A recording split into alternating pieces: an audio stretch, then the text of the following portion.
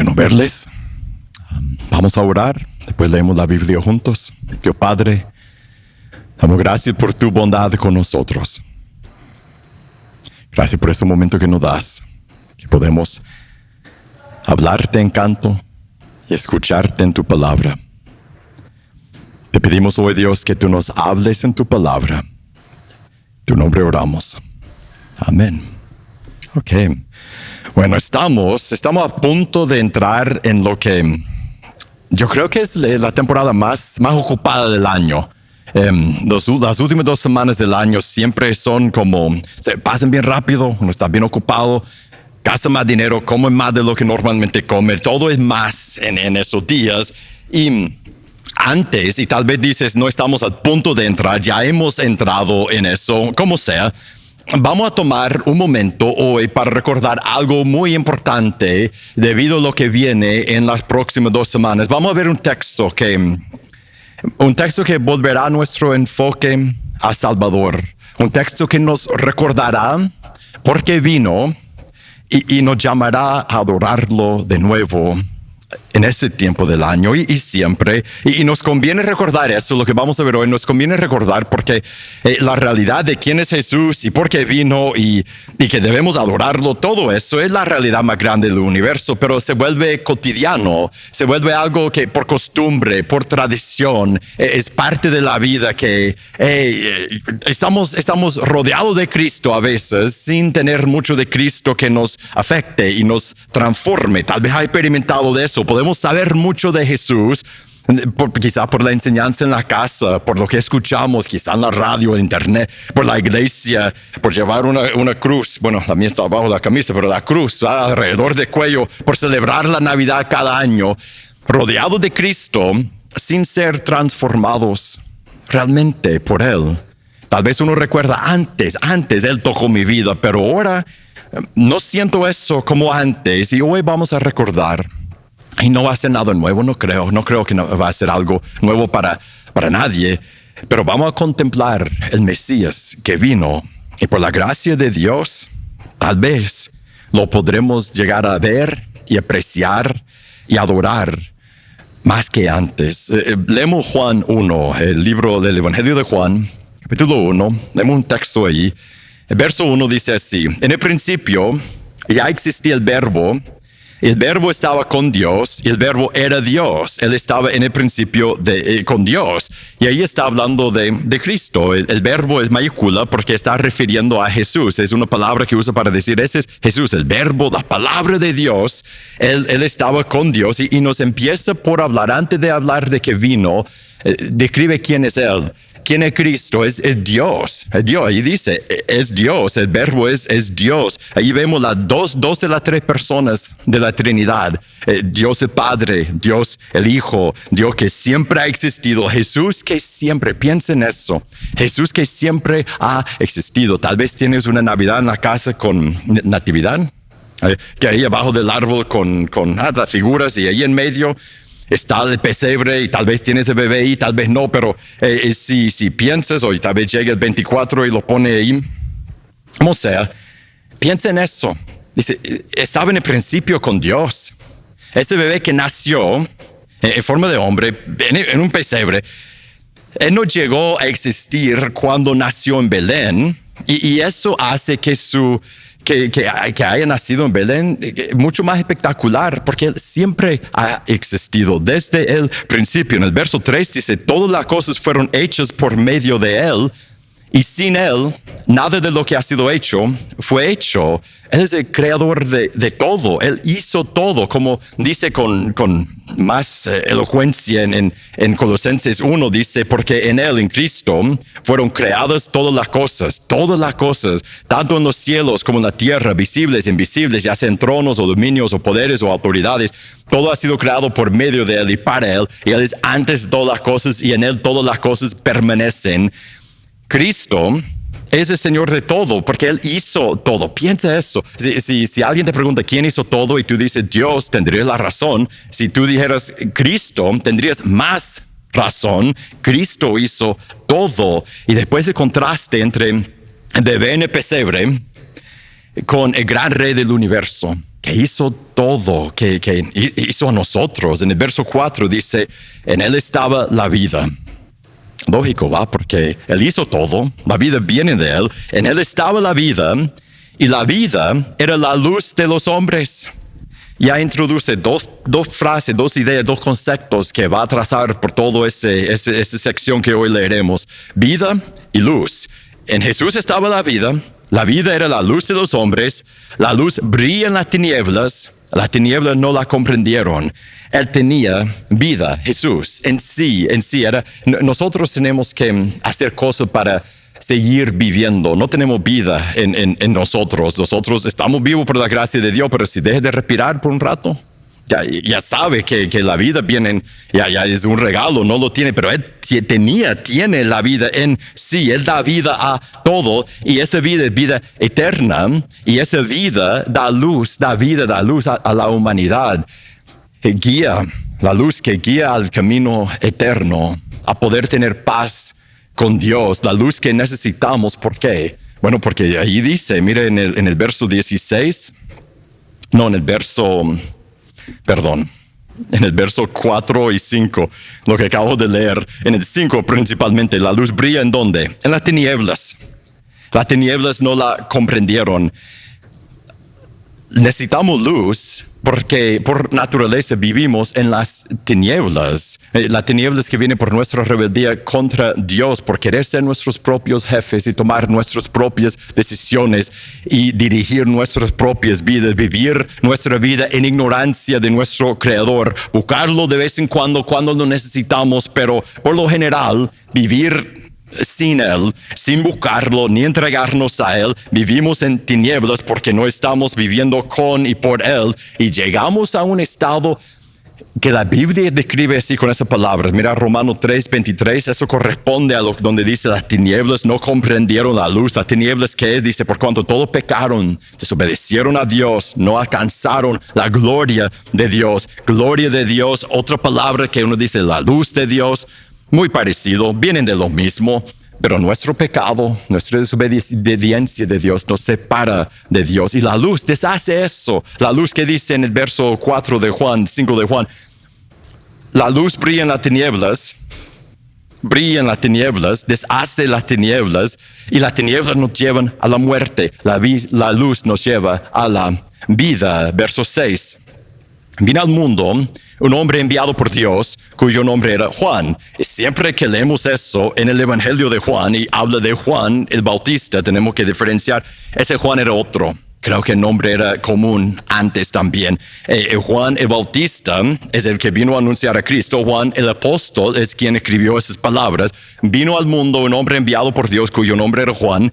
Ese vino como testigo para testificar de la luz, a fin de que todos creyeran por medio de Él. No era Él la luz, sino que vino para dar testimonio de la luz. El profeta Juan el Bautista vino antes de Jesús a anunciar que venía la luz, ya viene, ya está por venir. Su propósito, y debe ser nuestro propósito también, más de eso en enero, es que todos lleguen a poner su confianza en Cristo, en la luz, a recibir vida de Él, a poner su confianza en Él, en esta vida y por toda la eternidad. Y como Él dice, Él no era la luz, Él vino para dar testimonio de la luz.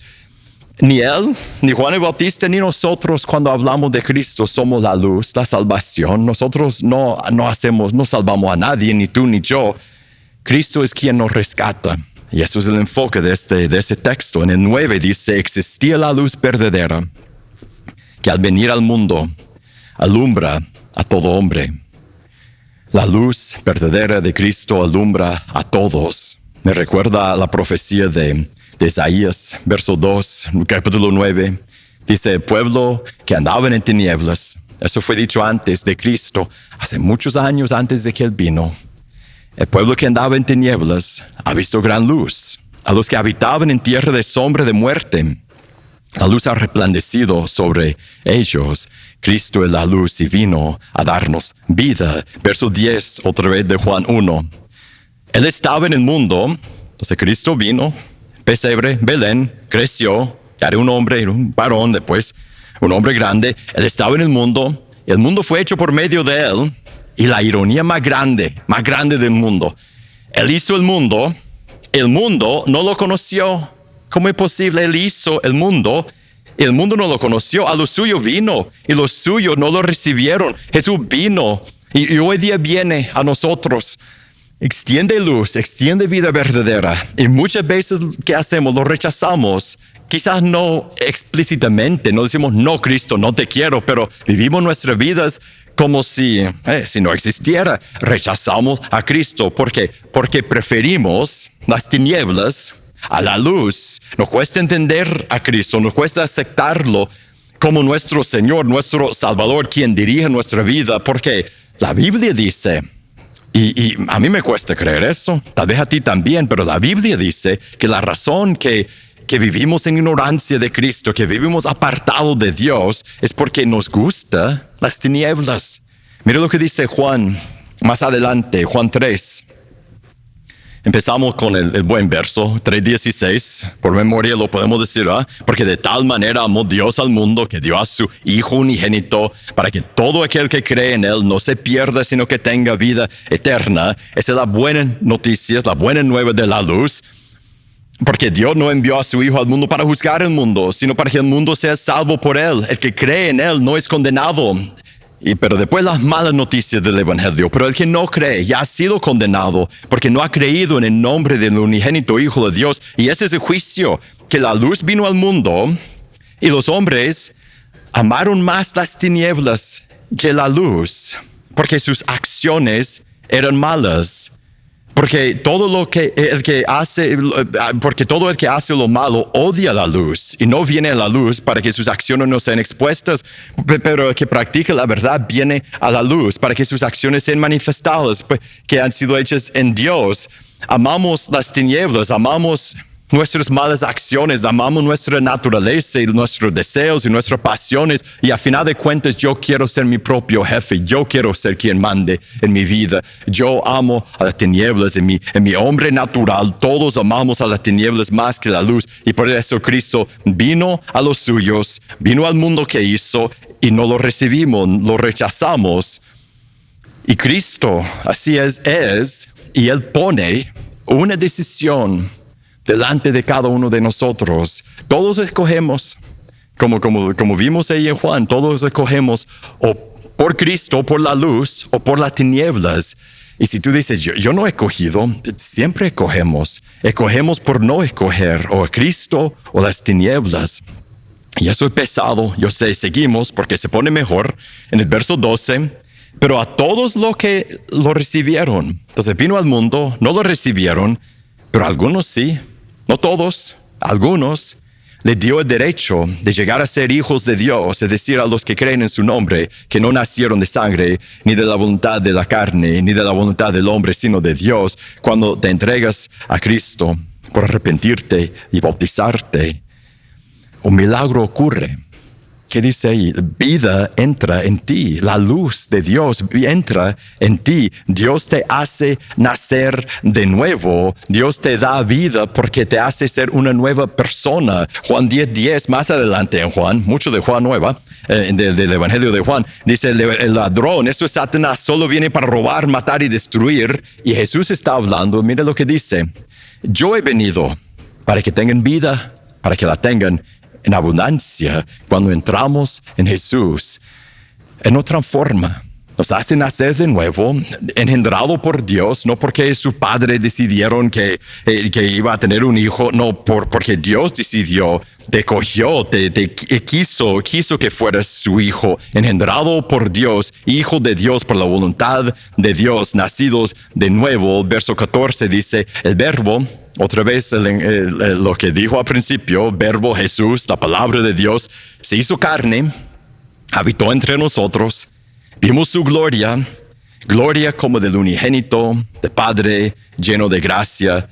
De verdad, lo que está diciendo ahí, en Cristo vemos a Dios. Y Él pudo decir, Juan, el que escribió esto, Él pudo decir, vimos a Cristo. Porque él miró con sus ojos, imagina, Él miraba a Cristo. Él podía decir, hemos visto, yo he mirado a Jesús y yo he visto a Dios en forma de hombre. Yo he visto la gloria de Dios en persona. Nosotros no estábamos ahí, pero tenemos la palabra de ellos, tenemos las palabras de Jesús, podemos ver a Jesús en sus palabras y por el Espíritu Santo podemos llegar a ver la gloria de Dios en Cristo. Iba a poner otro texto en el mensaje, no lo hice porque el de Juan era suficiente para un día. Pero entre semana, si vas al grupo de comunidad, en 2 de Corintios 4, lo digo así porque si no llegas al grupo de comunidad, apúntelo, léelo mañana, léelo pasado mañana. 2 de Corintios 4 describe cómo nosotros podemos llegar a ver a la gloria de Dios en Cristo. En Cristo, Dios tomó la forma de hombre, vivió entre nosotros, nos demostró la gloria de Dios. Y mira la última frase ahí, lleno de gracia y de verdad.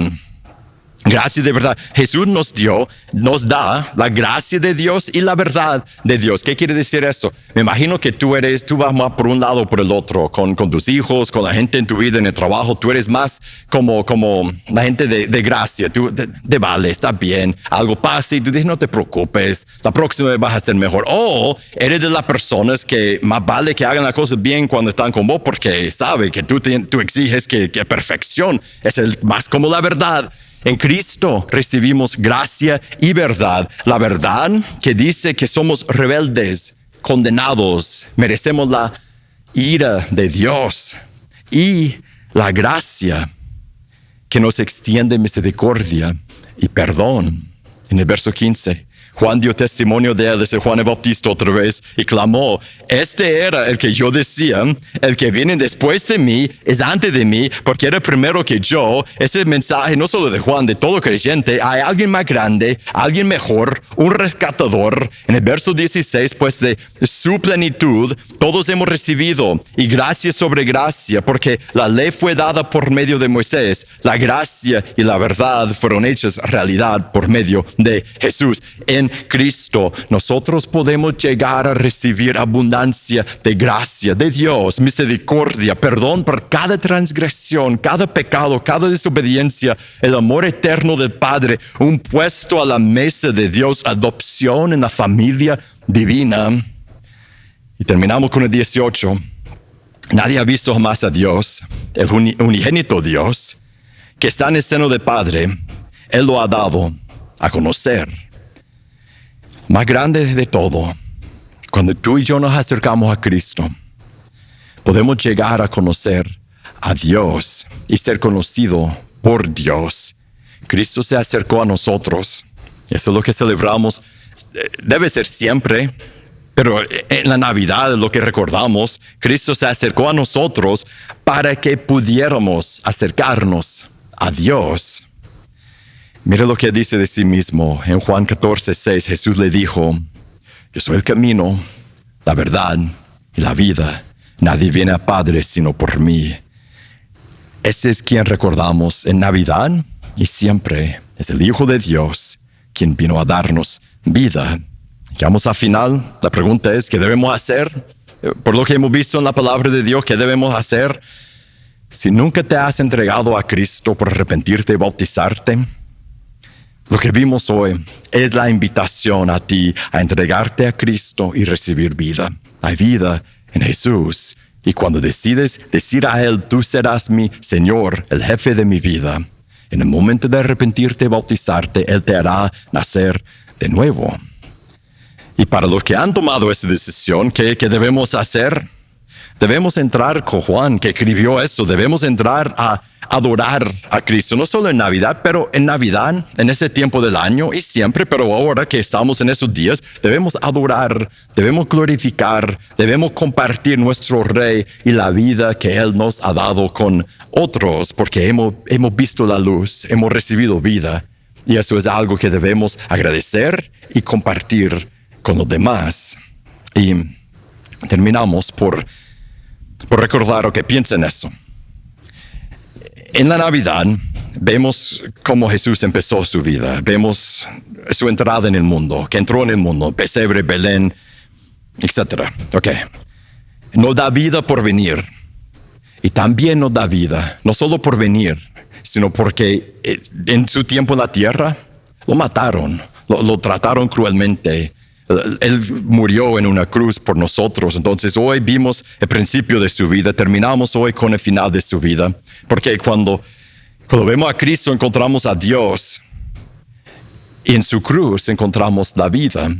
Entonces los que estamos en Cristo siempre terminamos así los domingos por agarrar un poco de pan y un poco de jugo.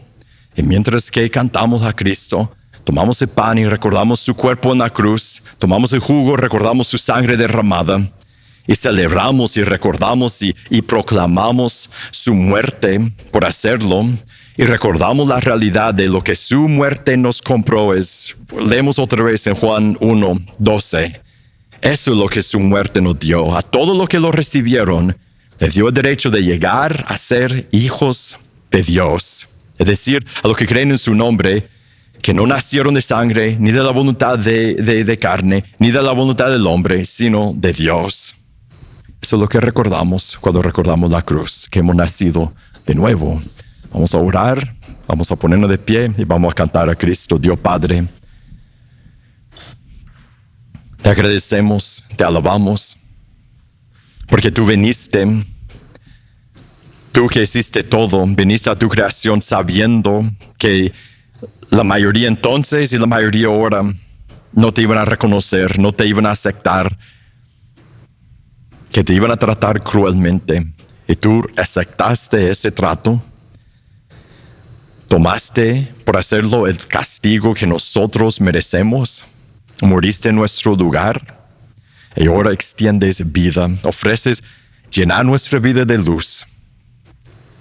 Por eso te agradecemos. En el nombre de Jesús oramos. Amén.